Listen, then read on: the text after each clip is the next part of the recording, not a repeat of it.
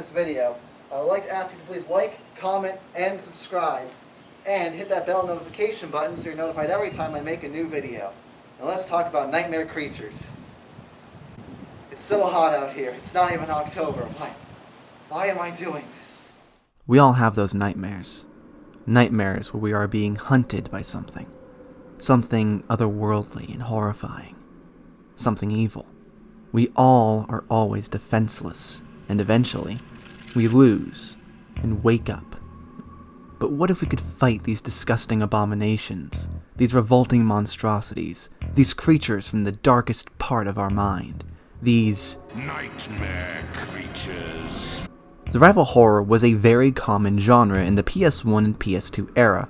These games were very popular at the time, but many of them are now forgotten. Nightmare Creatures is one of these forgotten survival horror games, with it only having 2 games that no one really seems to talk about today. Today, we are going to venture into the darkest corners of London, 1843, battle terrible creations, and find the man behind the monster outbreak, Adam Crowley.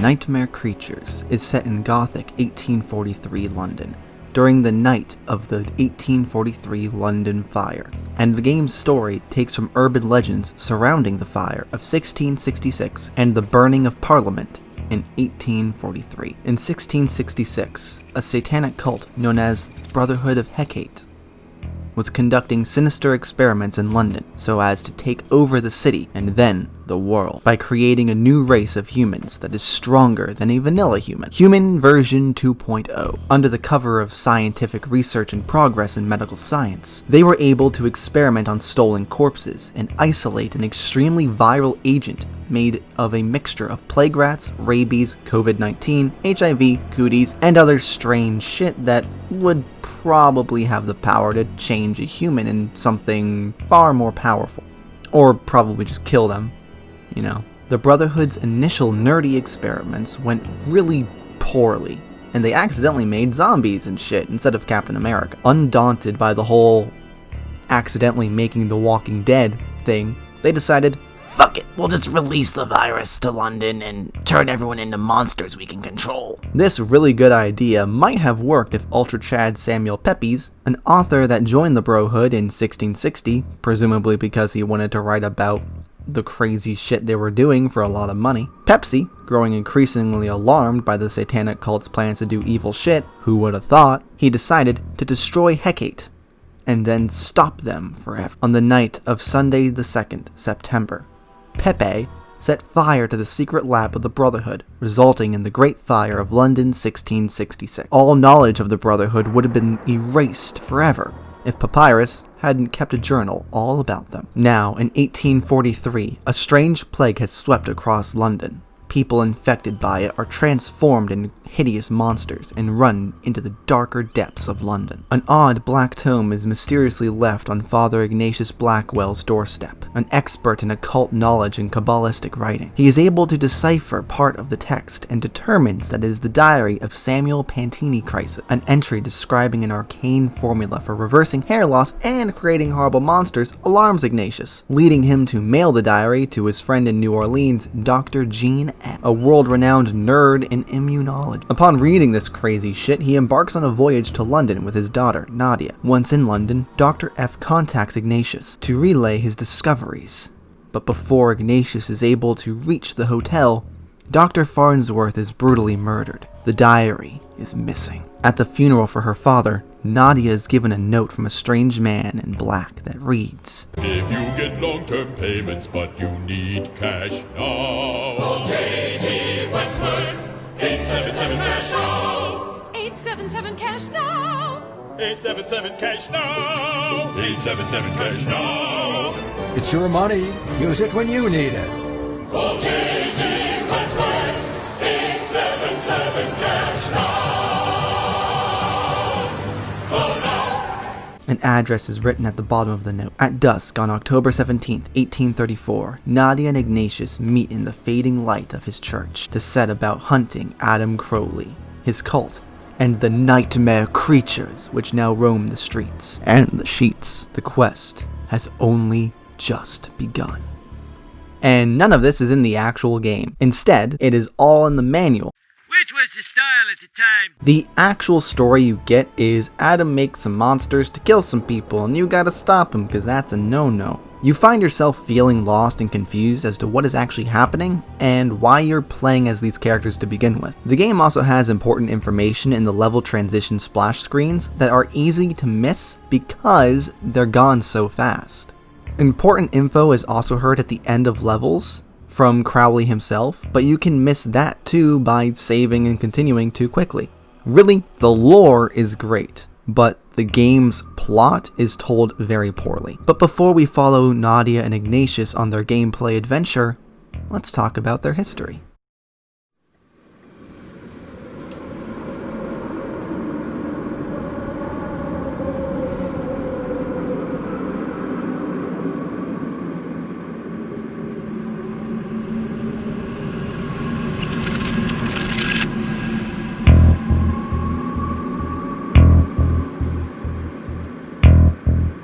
There are only 3 characters in Nightmare Creatures that actually appear in the game.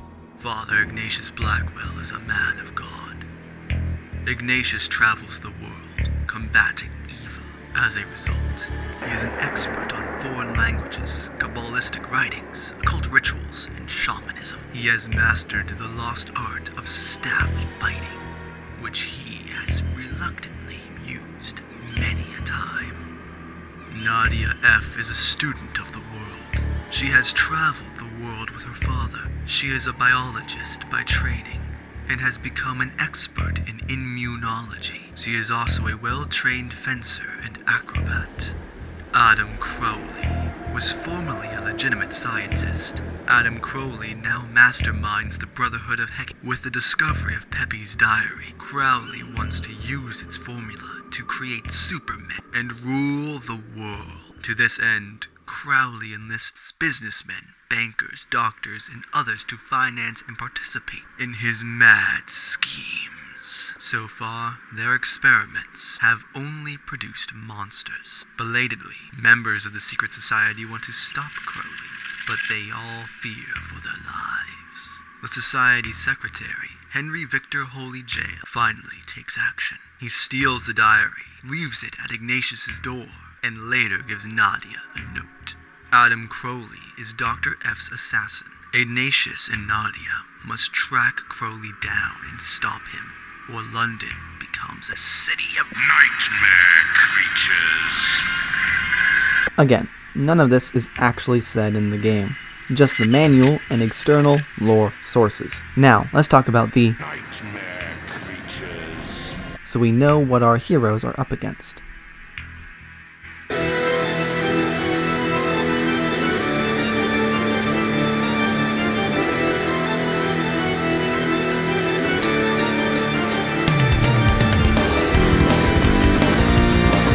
There are many monsters in the game. All of them have their own unique moveset, sounds, and designs. The creature design in this game is a major reason why this game is so memorable. Sorry about the noise, my AC just kicked on. From the werewolves to the final boss, the designs are scary and grotesque. Some monsters are weak as shit, and others are the gargoyles. Let us look at a few of the monsters here. Zombies. These lumbering, weak, undead creatures are unleashed on the player immediately, unless they are properly disposed of by severing the torso. These bipedal monsters will continue to rise and attack. They are the most common enemy, and quite possibly one of the most iconic. The torn clothes and the easy kill is nostalgic for anyone who has played the game before. Werewolves. The undead are not the only creatures roaming the streets of London.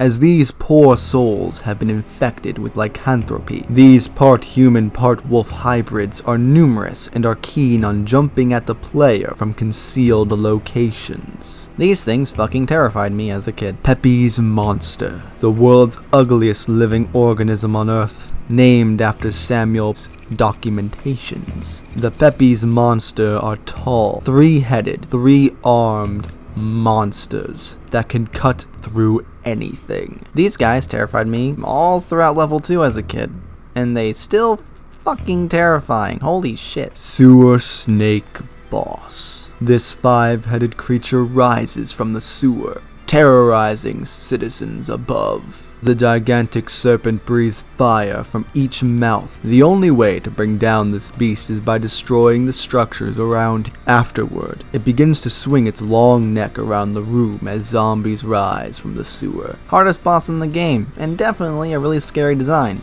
Also, hardest boss in the goddamn game. There are more enemies, but these are all I'm going to spoil for you.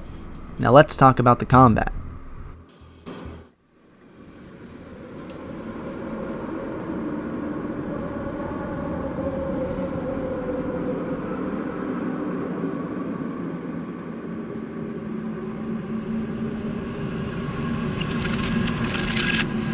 Nightmare Creatures is a survival horror hack and slash game, a pretty unique, uncommon subgenre. This means you'll be exploring dark, scary levels, gathering items, and fighting monsters, but the combat is more involved, fast-paced, violent, and full of flash combos than your typical survival horror game. The combat is definitely one of the main focuses of the game, with combat being the only way you interact with the world. No joke, you even attack levers, and the basic attack button is also the interact button. Time for me to over-explain the combat that will be explained to you in the game because I'm an idiot. You have two attack buttons, square and X, light and heavy respectively, a block button, circle, a jump button, triangle, and two strafe buttons, L1 and R1, an item use button, R2, and a quick menu button to select items, L2. Obviously you move with the D-pad and R3. Yeah, that makes sense. All of these are useful in combat, with light, heavy, direction, and jump attacks all being used in combos and or just to quickly dispatch of enemies like running attacks or directional attacks. Combos are mostly simple to use.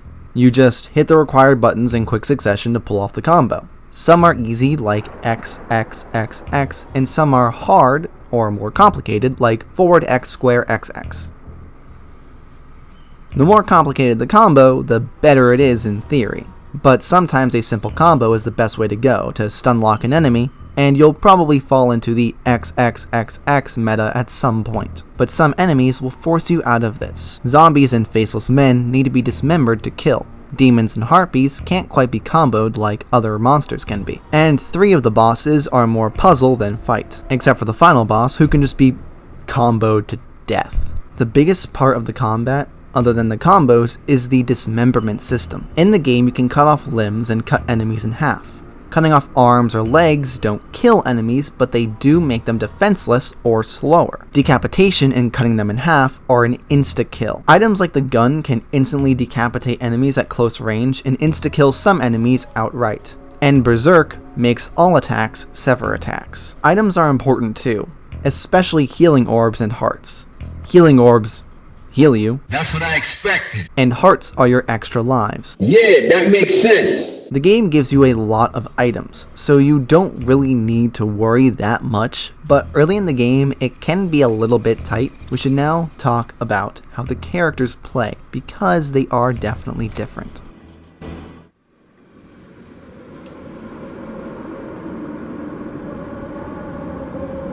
Both Nadia and Ignatius play differently, from their attack style to the amount of health they have. Your character will also affect the difficulty of the game, since one character is definitely easier than the other. Nadia is fast, dealing small damage quickly and easily stun-locking foes with long combos.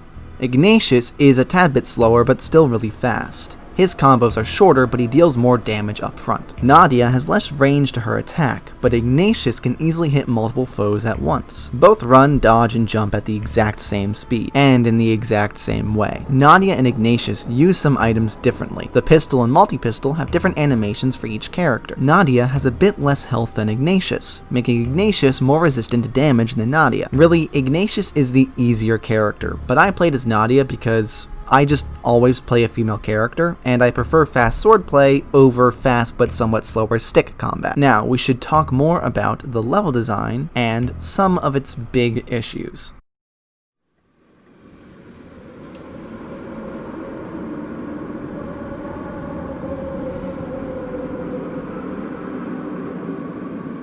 The levels in this game, for the most part, are very good and effectively make you feel like you're walking down some dark, cramped alleyways in London, until the game gets larger. See, the game is at its best when levels are smaller or set in cramped alleyways, dungeons, or buildings. But once the game goes into the London docks and large chunks of the city, it becomes less scary and really hard to navigate. The larger the level is, the more likely you are to get stuck, lost, or begin to turn around and get confused, leading to frustration and boredom. And that sucks, because outside of these levels, the game is great, but these large open levels really hurt the game for many different reasons. When your player goes from scared to bored in your horror game, there's something very wrong. Another thing that hurts these larger levels is the darkness of the game and the draw distance. These are actually very effective in smaller levels, making them far more claustrophobic and dark, leading to the game being far scarier. And in smaller levels, it's not really a big issue not being able to see as far because, well, they're smaller. The best level is level 2 in my opinion, and the worst level is any of the large open levels. Exploration is also the worst in larger levels since they're so big and so winding that you're never really sure where you're going, meaning you'll probably accidentally end a level while you are on a path you think was an optional one. What makes this all the more terrible is the timer. You'll see a blue bar on the left side of your HUD. This is your adrenaline meter. While playing, this will drain unless you kill something. Fine in smaller levels, but a real issue in larger, more sprawling levels where you'll be running around without seeing an enemy for some time. Once the meter hits 0, your health will drain rather quickly, leading you to die and have to either use a heart or restart the level complete. This is rather annoying when you're looking for a hidden lever in these levels. The game would benefit from just not having this. Maybe the sequel removed it, I wouldn't know. I don't own Nightmare Creatures 2. Now, let's move on to probably the biggest issue in the game, its difficulty spikes.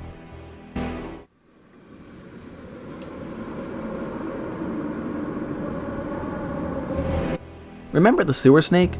The boss I said was the hardest? Yeah, that's the first fucking boss. After the second level in the game, you fight the fire-breathing sewer snake. And it is the hardest shit in the entire fucking game. This is ridiculous. Why did they do this? Especially since it comes after the second level. The first 2 levels are easy and then you get this massive wall out of nowhere? Boy, that escalated quickly. I mean, that really got out of hand fast. This game will also have random levels that are just randomly hard for no reason, like the sewer level, and then super easy levels like the graveyard level, which is a later level. Now, I did play on hard, so maybe this game is more consistent on easy. Oh yeah, those are the only difficulty options you have aside from the characters. So, just so you know, you either get hard or easy. So if you want an easy playthrough, I would recommend you play as Ignatius on easy. If you want to play on hard, be ready for some random bullshit. Now let's talk about the menus and UI.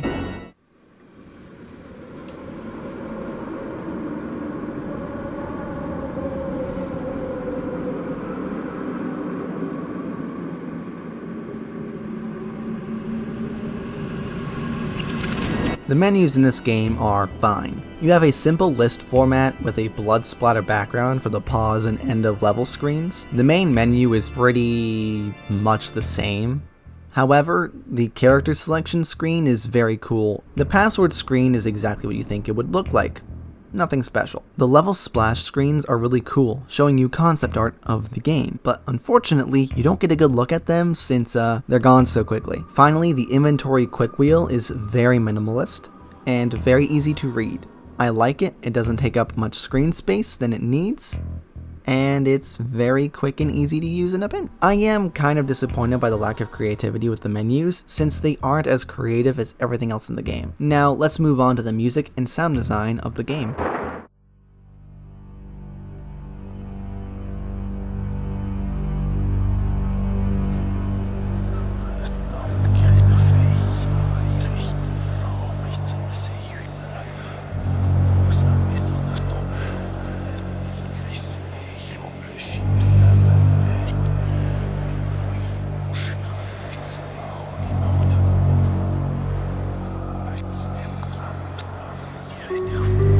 The music and sound design in this game is really fucking good in my opinion. With low, eerie ambient music, using wind sounds, howling insects, and quiet instruments, making the streets of London feel unwelcoming and deadly.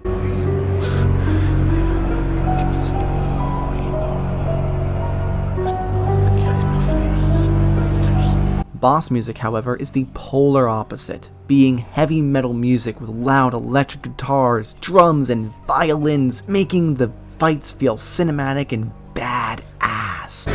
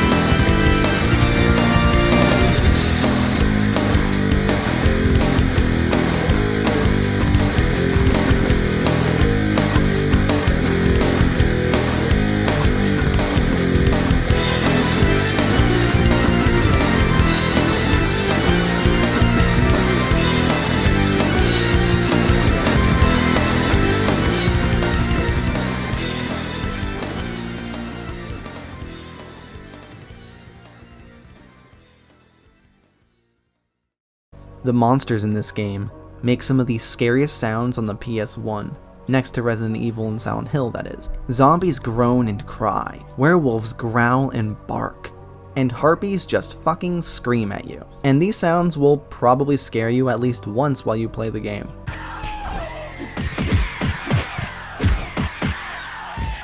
The sounds made when you hit something just sound like punching, even when you're using a sword, so it's a little bit silly. But the sound of severing limbs is wet and gruesome, making you feel like you're really decapitating a monster. The guns are loud and booming, making them feel powerful. Same goes for explosions. Picking up items and using them share the exact same sound. A little ding. Not the best choice, but it's not bad either. Now, let's wrap things up with some minor stuff.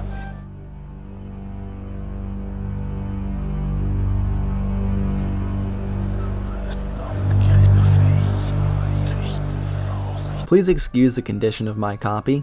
It has definitely seen better days. The cover art and the way the manual is written are really cool. The cover art is creepy with a monster you can't describe looking right at you. Definitely scary to any kids in the game store. The manual is written like a journal, telling you the history of the world, characters, and descriptions of the monsters. The manual tries to stay in universe as much as possible, but breaks from that for more technical stuff like starting the game. The back of the case is another indescribable monster, and some screenshots letting you know what the game hides. The back also likes to stay in universe as well. The game uses analog support, and it's fine. Not much really to say, that's why it's here and not in any gameplay section. The game has a multitude of different cheats, like different music, play as the monster, and a secret level select, unlimited items and hearts, and a debug mode.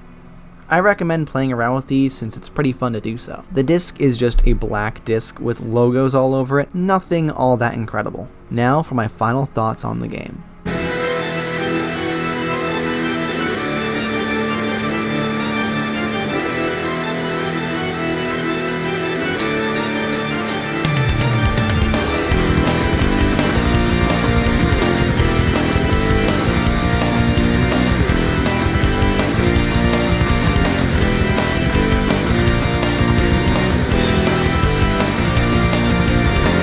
Nightmare Creatures is a fun, scary, hard as fuck classic PS1 game that deserves better. The franchise died after only 2 console games and a mobile Java game, all of which were received rather favorably at the time and have gathered a cult fan base. Minus the phone game, actually. Nobody remembers that. The third game, Angel of Darkness, was cancelled back in 2008 due to troubled development and bad handling from the publishers. And with a teaser for a remake in 2017 leading to nothing but a quiet cancellation, cementing the franchise's death. It's a sad ending to what could have been a long-running franchise. But now, the most recent game in the franchise is the mobile game. But is the first game something you should play? Yes, definitely. Nightmare Creatures is a great but flawed horror gem on the PS1 that any horror fan should play this Halloween. The game is rather expensive, but you can find it for $25 on JNL Games and $10 on eBay for a not-so-mint condition copy. For a full copy, you'll want to save up. They can range from $300 to $500. Lowest I saw was around $200. I hope you enjoyed this video, and I will see you, hopefully, next time. Bye for now.